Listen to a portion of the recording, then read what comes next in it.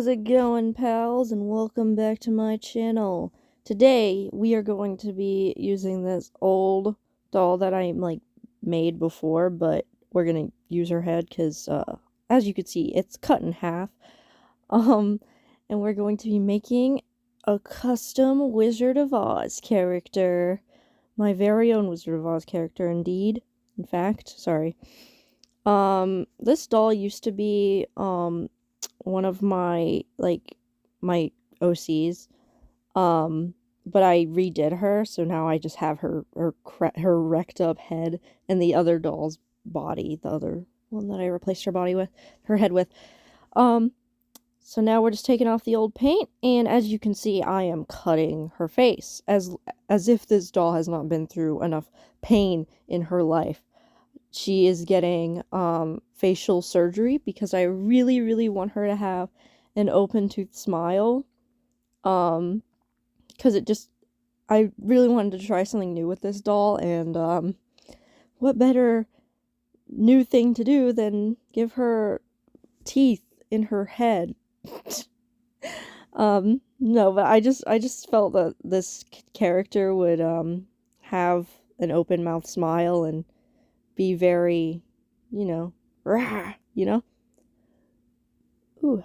But anyways, as you can see here, I'm struggling to cut open her face and and almost cutting myself a billion times. So anyways, this character is my very own Wizard of Oz character, as I've said before. And I have decided that she, so in the second Wizard of Oz book, there is a character introduced named Jack Pumpkinhead, and he has a wooden body and a jack-o'-lantern head, basically. And then, later in the series, he gets like a pumpkin patch or whatever where he lives and grows new heads for himself. And basically, this lady here, she will become his adopted daughter when, so she's part of a race of creatures known as pumpkin goblin or squash goblins, and she really likes to eat pumpkins, right? So where else would she go but instead of a freaking pumpkin patch? So she goes to the pumpkin patch. He catches her eating the pumpkins. He thinks she's cute. He adopts her. Bam. After a few times of trying to eat his head, she eventually realizes that he's not food. And then they become a family. And I think that's really sweet and cute and nice. If you couldn't tell, I really like Wizard of Oz. I really like the Oz books, and I just felt the inspiration to make my own Wizard of Oz character. I mean, this isn't really related to Wicked coming out, but if you want to take it like that, sure, I guess. But yeah, here I'm making her some pointy ears. Because she would have big old goblin ears, like the fantasy goblins. And here I'm making her fingers longer because, well, it all started with this one finger, because this one finger, my old dog chewed it off. So I had to fix it with hot glue, but that didn't look good, so I decided to just try to sculpt her new finger. But then that finger ended up too long, so then later I make all her fingers longer, on both hands, so that, they look like normal. And here I'm inserting a bar into her neck so that she can, for the elastic to go through, so that I can actually reattach her head, because, as you can see, the neck peg was missing. And here I'm using epoxy to sculpt her some new big old chunky ears. And here I'm sculpting her fingers. Oh wait, no, I'm sculpting her teeth, sorry. I made kind of like a denture thing, and then now I'm giving her little teeth and fangs, because a very important part of this character is her sharp fangs, because that's what she uses to eat like gourds with, right? Like pumpkins with. So then I hot glue that into her head, and then later, and by later I think I mean right now, I cover the back of her head, the back of the inside of her head with with like more epoxy, and like just to like so that you can't see the inside of her head, right? Because that makes sense. Why would you be able to see her brain? No, I'm just kidding. But here I am mixing up the epoxy into like a flat mass to stick into the back. And she will be beautiful and awesome and not be able to see her brain anymore. I'm rambling, sorry.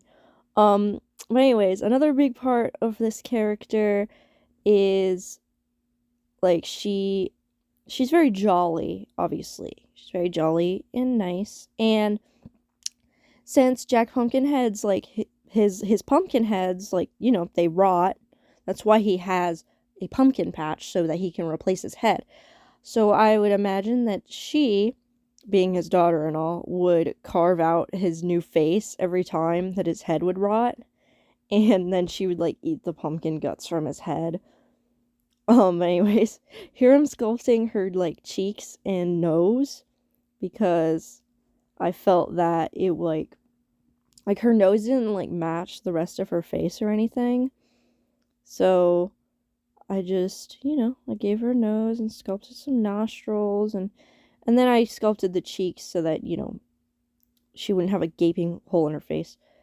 And here I'm finally sculpting the fingers. Sorry that took so long to come back around.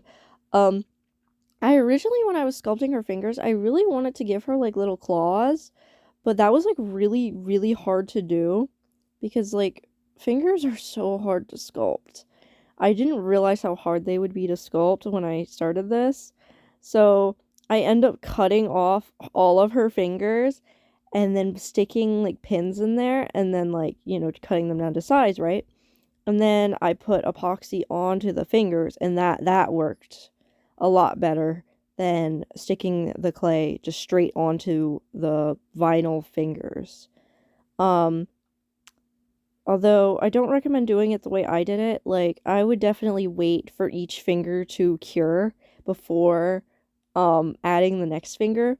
But I'm too impatient to do that, so I just like raw dogged it. So don't do that. And be patient. Anyways, here I'm measuring out how long I want her hair to be. You cannot see me doing that because I'm out of the frame. Anyways, but anyways, I got this really cool like autumnal yarn at Joann's or whatever. And I realized I'd have to glue the yarn onto her head. Like, so I made a bunch of yarn wefts. I did all of this off camera, sorry. But then I realized when I put her head back on, I realized that like her cranium, like her skull part of her head, did not match up with her face anymore. So I used some air dry clay to like close the gaps and like actually give her a whole head again. And that worked very well, actually. And here I'm marking out where I need to drill holes for her tail, because she's like a little goblin. Of course she has like a long, okay, maybe she's not, I mean, she is a goblin, but she's more like kind of like a sprite little creature. Like she like has a tail and she scurries about, and you know.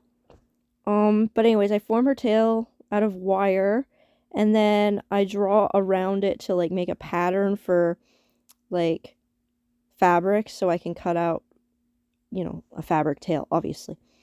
And then I cut it out of white fabric because I'm going to be painting her, and I do not have fabric in the correct color that I want her skin tone to be.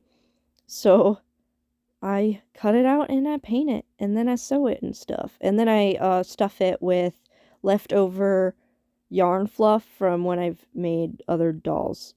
And here you can see it's kind of multicolored because this fabric is translucent. And I will be using all of these fabrics to make her outfit. It's very exciting. So I used that green fabric to make her like a nice little like early 1900s like shirt. Like I found a reference photo on Google of like this woman with like a cool hairstyle and like this shirt in particular. Um I did not use the hairstyle ever for anything, but I did like the shirt. So I cut it all out. I cut out all the fabric pieces and then I sew them together.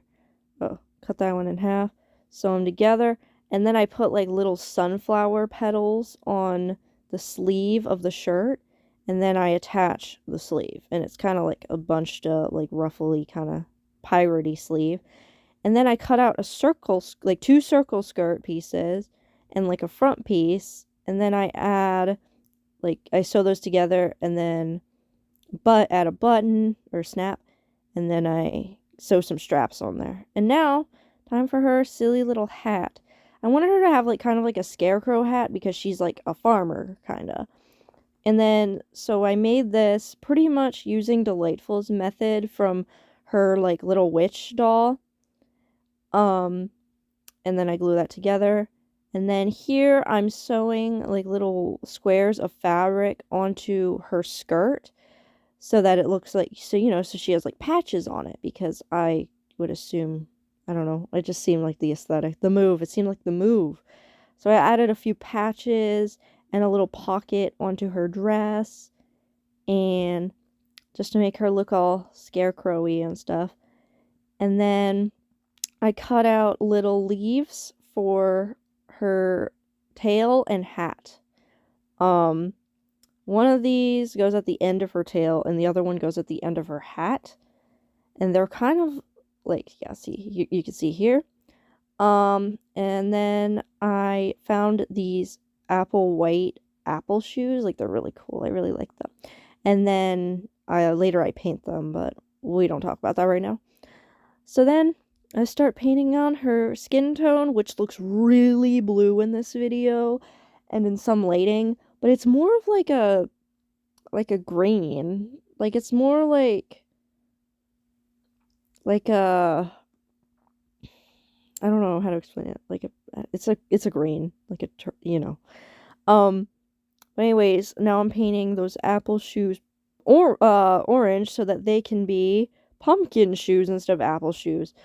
And then I add like brown accents so that it's like the stem of the pumpkin, right? And then I do this off camera, but I add green on here. I add green onto her shoes so that, you know, it's like kind of like the pumpkin leaves, right? And then I give her like orange cheeks on her face and an orange nose just for like stylistic choices. Like, I was kind of like going for the vibe of like Over the Garden Wall. Like, I really liked that kind of art style for this character. And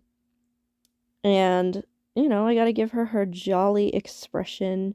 She's just a very happy lady, you know, very happy, very jolly. When I paint on her eyebrows, she looks kind of worried, but don't even worry about it. I painted them very thick this first round, and then I went back and fixed them off camera. And then I give her some nice, beautiful orange eyes. And they're kind of like the Betty Boop like eyes, like the way that the eyes are shaped, I guess, like the inner, like the pupils, you know. And then I draw on her eyelashes and like give her some eyeliner, you know. And I draw on her lips too. But yeah, she looks very nice and pretty. Gotta give her her eyeliner so she's ready to go to the club. She's ready to go out to the club. But yeah, I'm just kidding. She does not go to the club. She would never go to a club. But anyways, After this, we will get to the assembling part, which is very exciting. So, oh wait. So here's her hair after it's all glued on. And then I added some like yarn to her tail to like make it look like a vine is on it. And here's her finished hat after I added like her little, I don't know what that's called, like a ribbon around the hat. I don't know. And now that she's all done, here's the final photos. Thank you for watching and listening to me yap about Wizard of Oz. If you like it, and subscribe if you want. Bye. Have a nice day.